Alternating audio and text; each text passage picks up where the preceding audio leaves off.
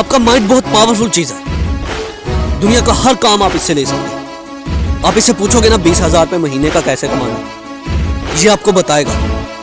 आप इससे पूछोगे 1 लाख कैसे कमाना, ये आपको बताएगा। तो बड़ा क्यों नहीं पूछते हो?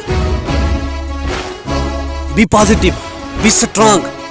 Your mind is weapon, keep it loaded. आपका माइंड एक वेपन है, इसको लोड करके रखे पॉजिटिव चीजों से।